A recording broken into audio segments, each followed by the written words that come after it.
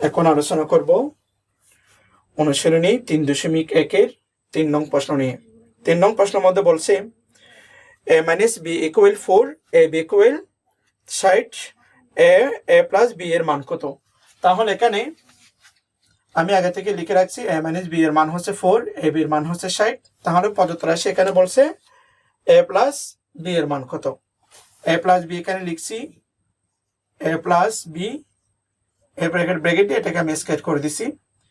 তাহলে বীজগণিতের একটা সূত্র আছে a plus b whole square equal a minus b whole square plus 4ab। তাহলে এখানে মান বসাবো। a minus b এর মান কত? a minus b এর মান হচ্ছে 4।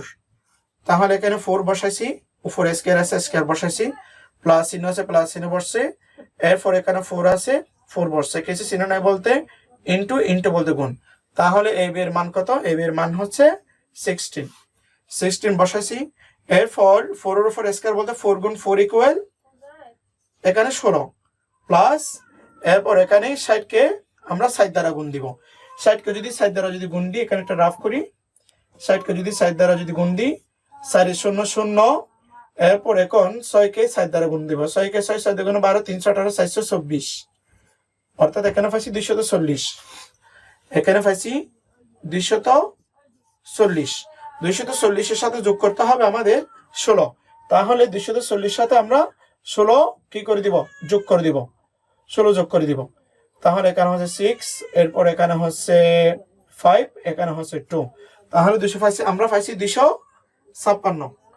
এখানে পাইছি আমরা 256 পাইছি। তবে কিন্তু এখানে আমাদের যেটা করতে হবে, এখানে আমরা পাইছি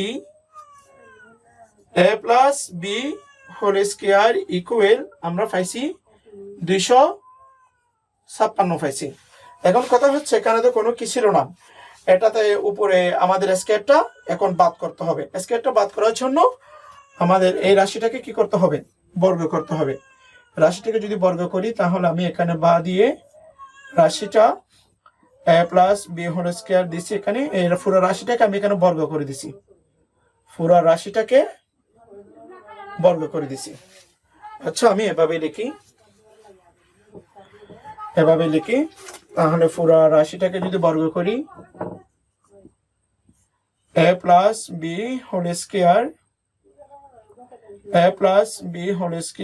এই পুরো রাশি এটাকে বর্গ করছি ইকুয়াল 256, এটাকেও বর্গ করে দিছি।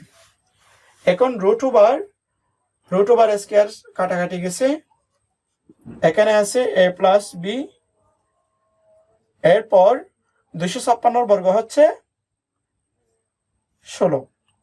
তাহলে এখানে আমরা এখন a plus b এর মান পাইছি হচ্ছে এটা, a plus b ইকুয়াল,